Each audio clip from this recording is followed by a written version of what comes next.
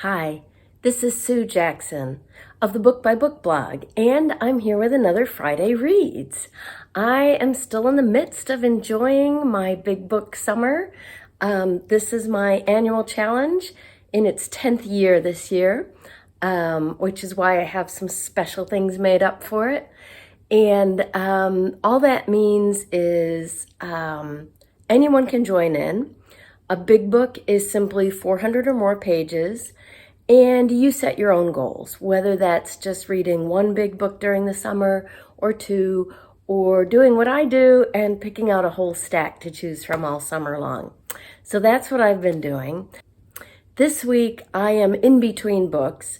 I just finished one that was amazing, and I haven't yet started the next one. So I'll tell you just a little bit about both of those. The big book I just finished is Lucky Turtle by Bill Rohrbach, and I loved this book. It was so good. Very different than I expected, I think. It's a surprising book in a lot of ways. So I'll just tell you kind of the setup, because there are a lot of surprises along the way and a lot of plot twists. It begins with a 16-year-old girl named Sindra. She lives in Massachusetts, and Sindra gets in trouble, big trouble. She gets pulled into something with her boyfriend and his brother, and all three of them get arrested for assault and armed robbery. Now Sindra was just kind of along for she was the driver, but anyway, all three are arrested. Now the boys go off to jail. I think they're older than she is. Maybe the younger one goes to juvenile detention. But the judge looks at Sindra, and her guidance counselor speaks up on her behalf.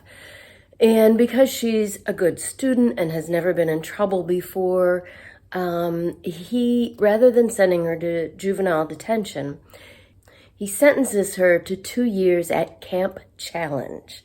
This is like a rehabilitation camp for girls, all the way out in Montana. So Sindra is sent off there. She can't see her parents for 2 years. She can't even speak to them or write to them for the first 6 months. So she is feeling very alone and isolated, very upset about this turn of events in her life. Now, she does love the outdoors, and Camp Challenge is in a beautiful place. The surroundings are just breathtaking. It's set up on a butte called Turtle Butte, and beautiful views all around. But the camp itself, yeah, it has some highs and lows. So let's just say she begins to get to know some of the other girls, but, you know, she's still feeling very lonely and out of place. And then the camp's driver, a young man that everyone just refers to as Lucky. There are, let's see, I don't want to give anything away. So there are a lot of rumors in the camp about Lucky among the girls. He's an attractive young man, a little older than most of the girls there. And there are just a lot of rumors about where he's from, what his background is, what his story is, you know. But Lucky rarely speaks. In fact, that's another rumor. Some of the girls think that he's mute. But Sindra finds out he is not, because one day when driving her to town to do the laundry, he talks to her, and his first words are pretty stunning. So Sindra and Lucky begin to get to know each other. And that's all I'm going to say about the plot, because, like I said, a lot happens in this book. This novel is beautifully written. It is definitely a love story. It's also a story of family. Some of the characters tell stories going back generations. It is a story about friendship, deep friendship, and it is very much a story about the natural world. Nature is just an integral part of all of the novel. As you can probably tell from the cover, that's a pretty apt depiction. Because there's the story, which is incredibly compelling. I had trouble setting this down at night. It is just, I wanted to keep reading. But that story is set in this, much of it, in this beautiful natural world, where wilderness and nature are a big part of the story, where the characters kind of live in peace with their environment. Even when the characters are in cities, there are glimpses of nature. So nature is very much in this novel a peaceful force, something that brings peace and tranquility. Now, that does not mean it's a placid book. As I said, a lot happens here. There are a lot of twists and turns. It's very engaging, and as I said, completely compelling. I stayed up way too late reading too many nights in a row. So I absolutely loved and highly recommend Lucky Turtle by Bill Rohrbach. Now, next up, the book that I am starting today is The Overstory by Richard Powers.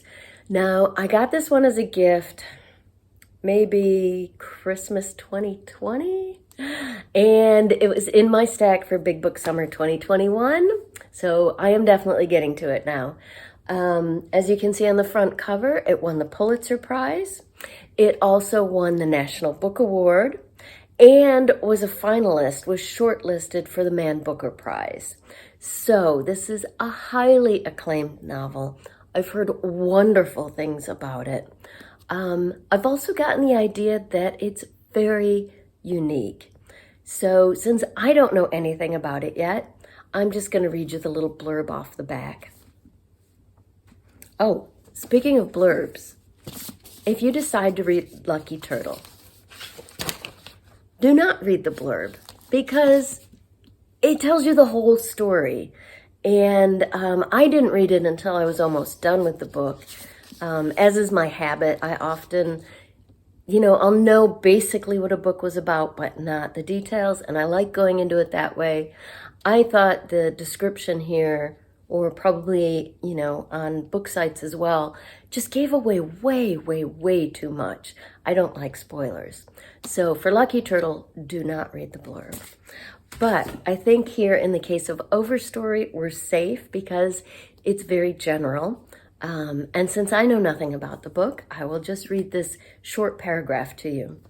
National Book Award winner Richard Powers' 12th novel is a sweeping, impassioned work of activism and resistance that is also a stunning evocation of and paean to the natural world.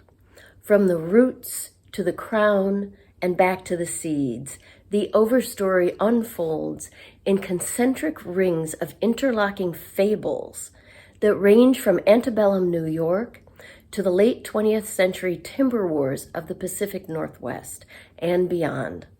There is a world alongside ours, vast, slow, interconnected, resourceful, magnificently inventive, and almost invisible to us. This is the story of a handful of people who learn how to see that world and who are drawn up into its unfolding catastrophe. So it's about trees. I know that. It's a series of interconnected stories that all relate back to the same theme. And that's about all I know about it. But with all these awards and so many rave reviews from friends of mine that have similar reading tastes, I know I'm going to enjoy it. And I mean, I didn't plan it this way, but it sounds like it has the same kind of natural focus as Lucky Turtle, only maybe even more so here. So that's The Overstory by Richard Powers. I am looking forward to starting it this week. I'm trying to think what number big book this is, but I'm not really keeping track because my audiobooks are big books too. I read 4 in June. Lucky Turtle was my first in July, plus another audio. So I think this is number 7, something like that. Anyway, I'm looking forward to it. And finally, as usual, I'm also listening to a big book on audio, and that is The Cartographers by Peng Shepherd. Now, I listened to her first novel, The Book of M, also on audio, I think also during Big Book Summer, maybe, last year, possibly. And I enjoyed that very much. Now, The Book of M was not post-apocalyptic, it was apocalyptic. It was about, the world kind of falling apart and what happened with a small group of people. And I enjoyed it very much. So I've been looking forward to The Cartographers. It feels like a good fit for Big Book Summer, and it sounds, well, I don't know how far into it I am yet because I'm listening. I think I'm up to like chapter 15, maybe like a third of the way, and I'm already loving it. So The Cartographers, as you might have guessed, is about a group of people who study maps and make maps. But the cartographers of the title, at the beginning, it's a mysterious group. So the center of this novel is a woman named Nell Young, and she is a cartographer. She studied cartography in school.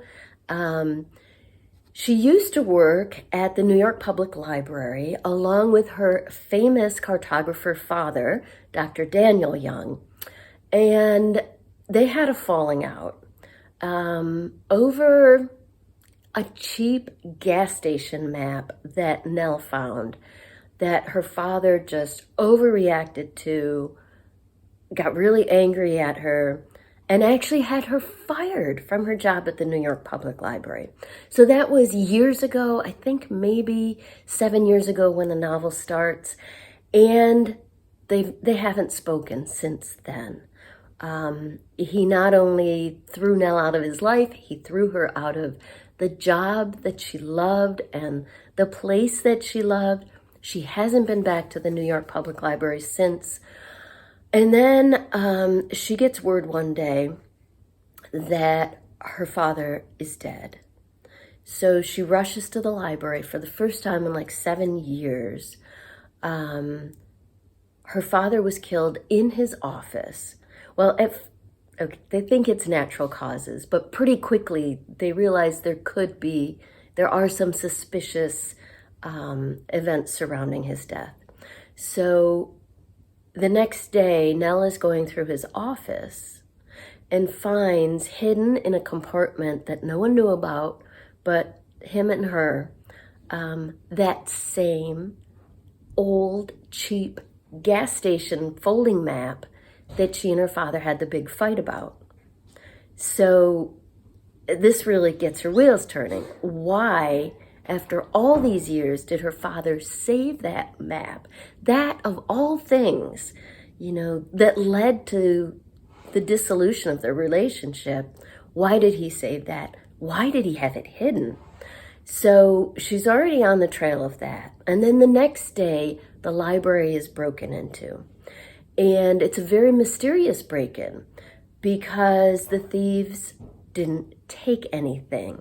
And there are maps on the walls worth millions of dollars, and none of that was taken.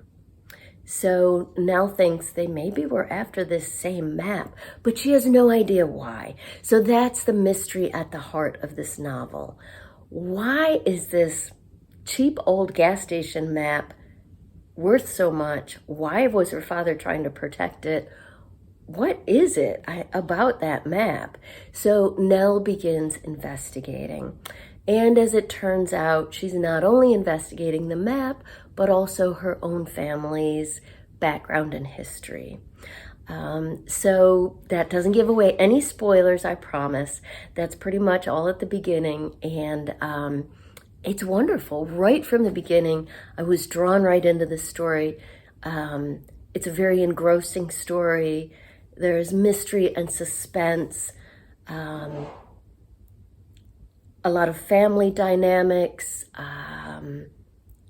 It's just fascinating so far, and I'm really enjoying it. That's The Cartographers by Peng Shepherd.